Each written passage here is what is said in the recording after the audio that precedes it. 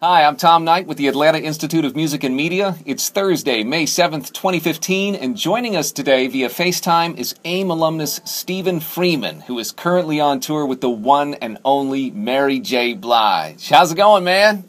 Man, it's going pretty good, man. So tell us what you're doing right now. Where are you and what you got going on? I'm actually in LA right now at Center Staging. I'm pretty sure most music heads know Center Staging, man. It's where a lot of great artists come through, so we're currently in a month worth of rehearsal. And then I believe June 2nd, we go to Morocco, Africa. That's our first show that we're doing. That's the start of the tour. I was just about to ask, where are you headed? According to the website, you're everywhere but the States. Is that right? Yeah, exactly. Yeah, everywhere overseas, man. Like, I believe we're doing London directly after that, Germany, we got some Europe places, Southeast Asia. It's a lot of stuff, man. That's awesome. And how far into the year is that going to keep you busy?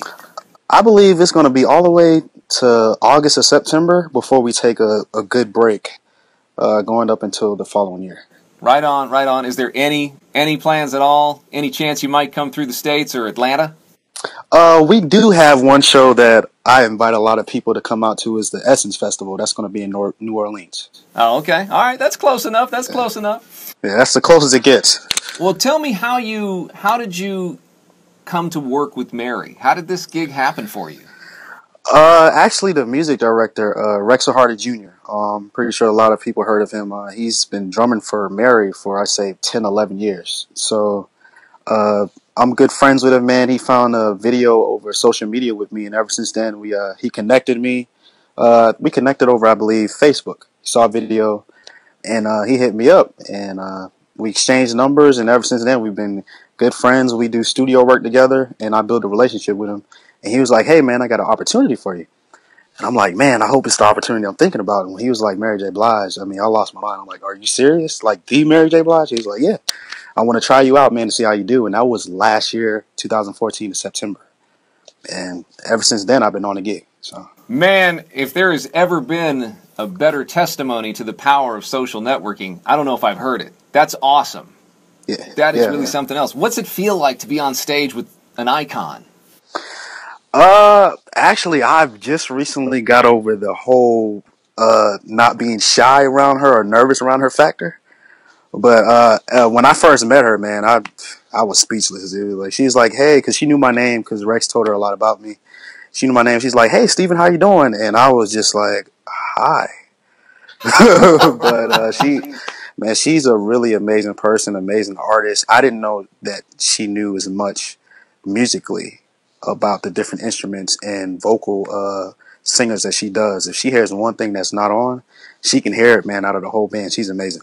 A true It's really professional. amazing. Wow. Yeah, Keeps you on definitely. your toes, though. That's good. That's good. Yeah, man. Yeah, man. What's been your most memorable experience so far? If you had to pick one so far on tour, what memory sticks out in your mind as just the best? I think it's my first show that we did. My first ever huge show was at the Roadhouse Theater in London. It was the iTunes Festival. And that was the first experience where I played in front of, I say, 200,000 plus people. And to see the crowd, how they responded to us when we first started playing, when Mary got on stage, and it was just one of those experiences. That was the performance where I was like, you know what? This is what I want to do for the rest of my life. Like, this is going to be it for me. Like, this is one of the revenues that I'm going to stick with. So I say the iTunes Festival. Yeah, once you get a taste of that life, it's kind of hard to go back, isn't it? Definitely hard to go back, yeah. I've been in that room that you're standing in right now, and I've definitely shared some stage time with a few folks, so I kind of know what you're talking about. I don't think we ever played for close to 250,000 in one place like you did, but man, I can relate. Hey, man, is it any chance we could get a little taste of something on the keys real quick just for the viewers? Is that possible? I can get someone to hold the camera for me. Let me show you guys my rig first. Yes. I always use this. It's the Phantoms, the Roland. It's the G7 series. This is my board I use for a lot of string patching and like auxiliary keys. This board here is the Motif. This is the XS8. I use this like all the time. This is my main board for piano, electric piano. This is the JP 8000. This is one of my ears over here. JP 8000. This board here, man, it's classic analog. It sounds amazing. And my other two boards, the X7, the Phantom, here, and then it's the bottom board. It's my the JP, not JP Jupiter. I'm sorry, the Jupiter 80. It's my other board. But yeah, man. Let me see, man, if I can get somebody to. Could you hold the camera for me, man? Oh, you want me to be a selfie stick? Nah, I'm about to play something. A human selfie stick? No, I'm playing something for him, man. See if I can play one of So it's that way? Yeah. Okay. See if I can play one of Mary's See, I can't see it that way. I can't see if I got you in focus. Yeah, it's perfect, man.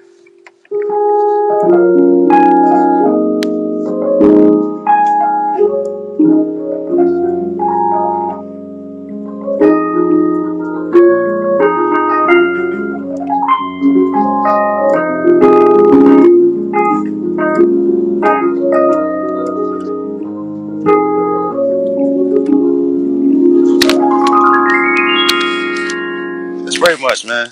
Yeah, man. Come here, man. Appreciate it, man. That's awesome. Thank you so much for doing that. No problem, man. He's ribbing you. Yeah, pretty much. Man. That's great though. Look that's a lot of responsibility though. You got how many keyboards did I just count? 5 keyboards. So yeah, man. Like, I mean, I knew I would have to do this, man, for this gig, man. Like, have this many boards. It's definitely necessary. They all have like a good, I say, reason why I use every single board. They all have a characteristic that makes sense for each song for this gig. So it's definitely needed, man. Definitely. Well, listen, I'm not going to keep you too much longer. I just wanted to ask one more thing. For the guys out here who are watching this video who are thinking about going to AIM, because you're one of our star AIM alumni, what would you have? Any words of wisdom for guys thinking about going to AIM? AIM is a good school to go to. I would say go because you can gain a lot of information. It really helps you as far as like this avenue of, touring and, studio, the engineering side, the audio post-production that they're now adding on to the school, which is going to be really, really good. But I mean, I think AIM is just the place to be. It's like a mini. People say it's a mini Full Sail. People say it's a mini Berklee College of Music. I say if you want a lot of attention from your teachers, it's the place to be because it's not as big. So you get a lot of attention, a lot of hands-on. It's just an amazing place to be. It worked out for me. So awesome, yeah. Awesome. Well, listen, thanks so much, Stephen, for taking time out of your crazy schedule, man. I really appreciate it. No problem, man. All right, well, listen, have a great tour, and I hope to catch you sometime, if you're ever in Atlanta. Yeah, definitely, man. I hope so. All right. I'm Tom Knight with the Atlanta Institute of Music and Media, and I'll see you on the next episode.